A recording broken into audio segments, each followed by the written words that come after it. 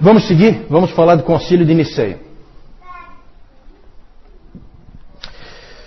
Gente, como eu disse antes, o quarto e o quinto séculos foram de imensa produção teológica. Nesse período ocorreram também os grandes concílios, os principais concílios. Concílios são reuniões, esses são os concílios ecumênicos, assim chamados, porque toda a igreja participa deles, né? São 7 os concílios ecumênicos. Esse concílio, o concílio de Nicéia, é considerado o primeiro. Não sei por que o concílio de Jerusalém, até alguém comentou isso comigo, eu não sei por que ninguém considera o concílio de Jerusalém o primeiro, né? Talvez porque ele seja de uma outra época, com a presença de apóstolos, e já que em Nicéia é diferente, né? É um concílio diferente. O concílio de Nicéia é fundamental para nós, porque aqui vai ser estabelecido o quê? Que doutrina? O cânon, na verdade, ele não está totalmente estabelecido aqui, não. Ele foi discutido em Nicéia, mas ainda tinha livros duvidosos, né? Tem uma doutrina mais importante que vocês têm que associar a Nicéia, certo? Sempre que se falar em Nicéia, você tem que lembrar dessa doutrina. Alguém sabe qual é? Doutrina da Trindade. Doutrina da Trindade, exatamente, certo? A doutrina da Trindade, ela é estabelecida no Concílio de Nicéia. Claro que a discussão principal era quanto à questão da divindade de Cristo. Se Cristo era Deus ou não. Lembram quem foi o pai da igreja que criou esse termo Trindade? Porque isso não é um termo bíblico, né? Tertuliano, exatamente. Então, bom de memória, hein? Vocês estão afiados. Claro, gente, desde o início a igreja cria na divindade de Cristo. Isso nunca foi um problema. Só que assim, tudo que ia acontecendo na história da igreja, ao longo da história da igreja, ia aparecendo problemas, ia aparecendo as heresias, nós já vimos isso. E a heresia forçava a igreja a definir com clareza as doutrinas. Apertava a igreja para que a igreja definisse com clareza as doutrinas. Então é claro que sempre se creu na divindade de Cristo, desde o início, só que não havia a expressão teológica disso. E aí surgiram então algumas tentativas de explicar quem é Cristo. E aí surgiram coisas do tipo aí, o subordinacionismo. Subordinacionismo. O que é o subordinacionismo? É o seguinte pensamento. O Pai está acima do Filho, que está acima do Espírito Santo. Subordinação, certo? Fica claro aí o porquê do nome. Então o Pai é mais importante que o Filho vem em seguida e depois vem o Espírito Santo em terceiro plano. E também surgiu uma outra forma de pensar, que era o monarquianismo. O que é o monarquianismo? Vem de mono, um. O monarquianismo dizia o seguinte: não, o Pai, o Filho e o Espírito Santo é o mesmo Deus, só que ele se manifesta de maneiras diferentes. Então uma hora ele está como Pai, outra hora ele está como Filho, outra hora ele está como Espírito Santo, mas é sempre o mesmo. Ora, essas coisas impuseram uma dificuldade para a igreja. O que fazer com isso aí? Isso aí é verdade, não é verdade? Seguimos isso, acreditamos nisso ou não? Houve necessidade de definir as coisas de forma clara.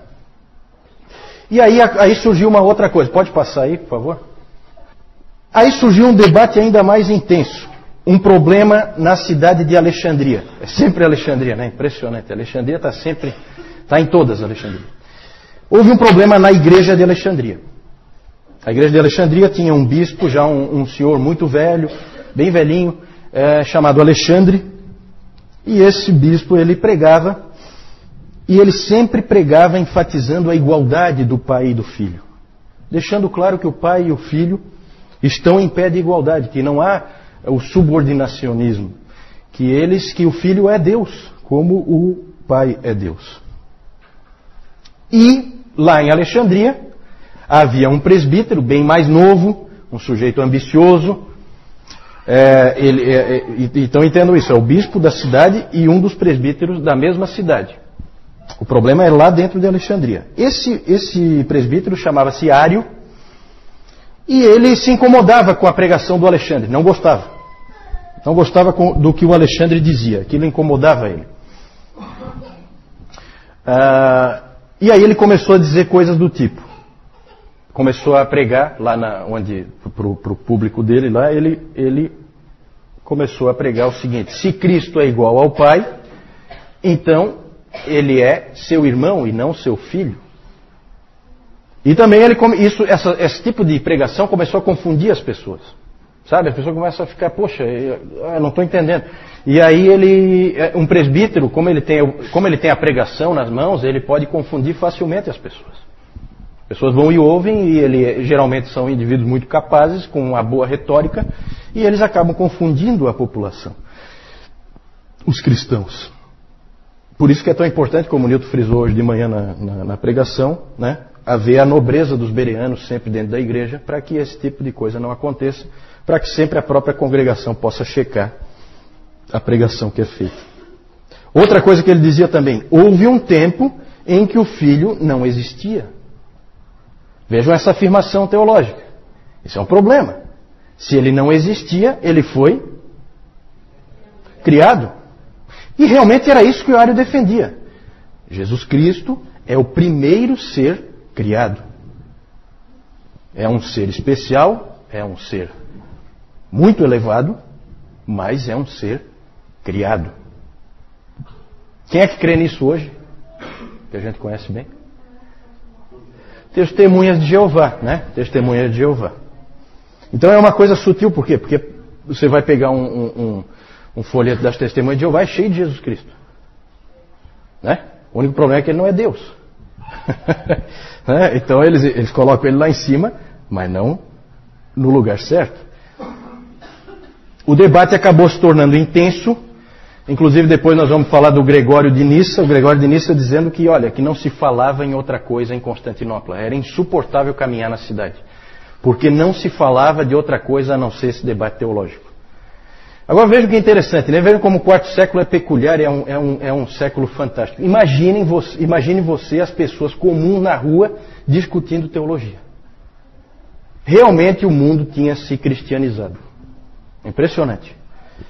Depois nós vamos ver o Gregório de Nissa.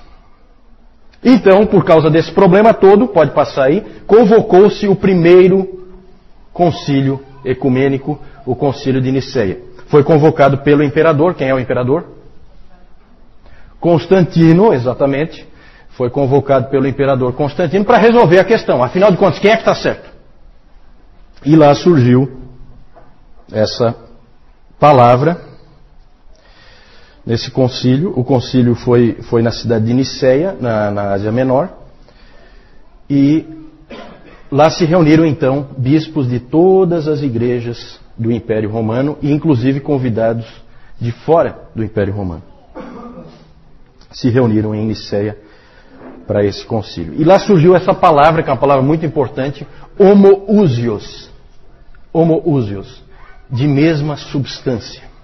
Certo? Essa palavra foi depois para o credo niceno. O credo niceno foi depois crido por toda a igreja.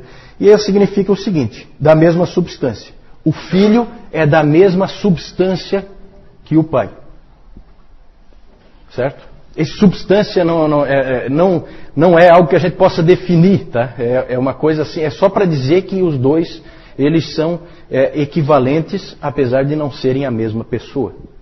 Certo? E aí então começou a se formar a doutrina da Trindade. No credo niceno diz o seguinte sobre o Filho: gerado, não criado, é feita essa ênfase, não criado, consubstancial ao Pai, de mesma substância que o Pai. Certo? Esse é o credo niceno. Evidentemente ali então estava sendo condenado o arianismo. Exatamente, ele estava sendo condenado. Ali no concílio de Niceia apareceu, pode passar, um personagem muito importante, um dos pais da igreja, fundamentais, que se chama Atanásio. Atanásio, que era apelidado de o Anão Negro, porque ele era baixinho e a pele bem escura, então ele era o Anão Negro. Era muito jovem, nessa época do concílio de Niceia, ele tinha só 25 anos, aproximadamente 25 anos, por aí. Ele não teve uma grande participação, ele era um diácono, ele na verdade estava apoiando o bispo de Alexandria, ele como diácono apoiando o bispo de Alexandria, o Alexandre, que nós vimos antes. e não teve assim uma grande participação. Ele mais tarde, ele mesmo tornou-se, de diácono ele passou a ser presbítero, e de presbítero ele se tornou o bispo de Alexandria, Atanásio. Inclusive muito jovem ele já se tornou bispo de Alexandria, em torno de 30 anos ele já era bispo de Alexandria. Ele foi 5 vezes exilado por causa da sua luta pela veracidade da Trindade e pela sua luta pela divindade do Filho. Ele batalhou com unhas e dentes por isso. Foi 5 vezes exilado. Uma vez o Constantino mandou ele, eu acho que foi, não foi o Constantino, acho que foi o Constâncio, filho do Constantino. Mandou ele o mais longe que o Império Romano podia mandar. Tirou ele de Alexandria, onde ele era bispo, e colocou ele lá na Alemanha, no limite extremo do Império Romano, só para isolar ele, porque ele estava incomodando. E por que ele estava incomodando? Porque os imperadores gostaram da doutrina ariana. Para eles era politicamente mais interessante, inclusive o próprio Constantino. Constantino depois absolveu o Ário. Na verdade, houve uma preferência política pelo arianismo, e o Atanásio, então, teve que lutar não só contra a igreja, que apesar do resultado do Concílio de Nicéia, pendia para o arianismo, como ele teve que lutar contra o próprio império, porque o imperador também era a favor do arianismo, certo? Inclusive tem aquela famosa frase do Jerônimo, em que o Jerônimo diz que o mundo inteiro esteve prestes a acordar ariano nessa época. Por muito pouco não se tornou totalmente ariano, certo? E o Atanásio foi o grande guerreiro, o grande lutador pela verdade. Hoje de manhã o Newton, inclusive, leu o texto de Judas e lembrou dessa coisa da luta pela verdade. Interessante que a igreja sempre lutou pela verdade. A igreja não foi, em nenhum momento da sua história, isso eu posso garantir para vocês, e vocês vão ver aqui, em nenhum momento da sua história ela foi um centro de entretenimento. Mesmo nos seus piores momentos, ela não foi um centro de entretenimento. Isso só aconteceu no século XX. Nunca antes a igreja imaginou fazer palhaçadas num local de culto ao Senhor, certo? Esses homens eram homens que lutavam pela verdade. E por isso veio a famosa expressão Atanásios contra mundum, porque ele lutou contra o mundo inteiro, sozinho. Claro que não sozinho, a igreja dele amava ele, inclusive ele foi banido, 5 vezes ele foi exilado, e eles não colocaram outra pessoa no lugar dele. Eles sempre confiavam que ele voltaria. Depois de Nicéia começou uma mobilização muito forte para trocar o termo homoousios por homoiousios. Certo? Tudo isso aí é grego, tá? Homoousios por homoiousios. Homoousios de mesma substância. Homoiousios de substância semelhante. Semelhante. Tentaram dar aquela aliviada, né? E a igreja, vários homens da igreja estavam indo por esse caminho. E quem lutou contra foi Atanásio. Bateu o pé por causa daquela palavra. Inclusive o historiador cético, né? Não é um historiador cristão, o historiador Gibbon, ele debocha dessa situação. Ele fala assim que o mundo inteiro ficou de pernas para o ar por causa de um ditongo. Né? Interessante. Nós temos esse livro de Atanásio sobre a encarnação do Verbo. Ele escreveu esse livro e ele diz que se Jesus Cristo não é Deus, nós não estamos salvos. Esse é o tema básico dele. Esse livro, o Dr. Calhoun inclusive diz que é um livro que hoje, ainda hoje é um livro que é útil, vale a pena ler. Mesmo hoje, esse livro do Atanásio sobre a encarnação do Verbo. E o interessante é que no tempo da morte de Atanásio, no ano 373, foi quando ele morreu, o arianismo já estava declinando de novo, perdendo força por causa da luta dele. E quando chegou em 381, que houve o concílio de Constantinopla, o segundo concílio ecumênico, o arianismo, por incrível que pareça, apesar de quase ter prevalecido na história da igreja, ele acabou sendo condenado de novo. Graças a Deus por isso. O interessante é que o arianismo não estava derrotado ainda. Sabe por quê? Porque aqui no meio dessa confusão, aqui, depois do concílio de Nicéia, saíram vários missionários para o meio dos bárbaros. E esses missionários saíram no auge do arianismo. Eles foram lá e pregaram uma teologia ariana para os bárbaros. Quando os bárbaros voltaram para dentro do Império Romano, trouxeram o arianismo de volta. Então o arianismo não estava morto. Tá? Ele continua ainda sobrevivendo por um bom tempo. Pode passar. Essa frase aí do professor Sabatier, citado pelo B.B. Warfield, ele diz o seguinte: nada poderia estar mais longe da verdade do que representar os pais dos concílios como teoristas ou até mesmo como teólogos profissionais trazidos à conferência por causa de zelo especulativo só para solucionar enigmas metafísicos. Eles eram homens de ação, não de especulação. Corajosos sacerdotes e pastores que pensavam no seu trabalho como o de soldados em plena batalha e que estavam prontos para morrer como alguém morre por sua pátria. Está errado aí, por sua pátria. Então, gente, isso é importante a gente lembrar disso. Eu já falei no outro CTB, eu falei, né, do Concílio de Nicéia. Ele é muito interessante porque até 313, com o Edito de Milão, a perseguição corria solta. 313 para 325, como é que vocês estão aí de matemática? Quantos anos? 12 anos. Vários desses homens que estavam lá agora, bispos já velhinhos, o que tinha acontecido com eles? Foram perseguidos. 12 anos antes, a perseguição comia solta. E vocês sabem que a pior perseguição de todas foi a última, a perseguição de Diocleciano. Certo? Então, ali são homens que vêm para essa conferência, para esse concílio, com as costas rasgadas, de tanto apanhar. Certo? Não é um monte de teórico. Certo? Não, gente, olha, a gente tem que tomar cuidado com o que é a igreja.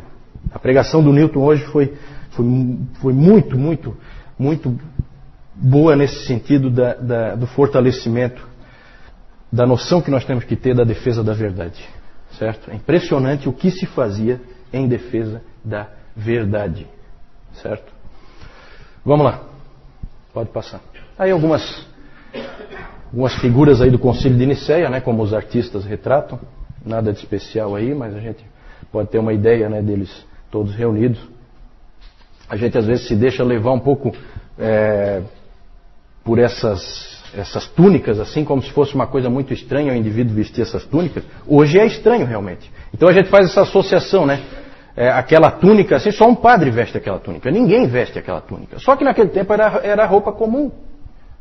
Né? Então, cuidado para vocês não ficarem com aquela associação de que esse indivíduo ele se vestia de alguma maneira especial e tal. É claro que aqui os artistas, depois, isso aqui é retratado muito depois, colocam assim umas cruzes, umas coisas. Isso aí provavelmente não tinha nada disso, tá? Isso aí são enfeites que depois o artista põe, né? Mas o indivíduo andar com esse tipo de roupa, isso era normal, tá? Pode passar. Aqui só para vocês verem aí o embate, né? Atanásio de um lado e Ário do outro. Pode passar.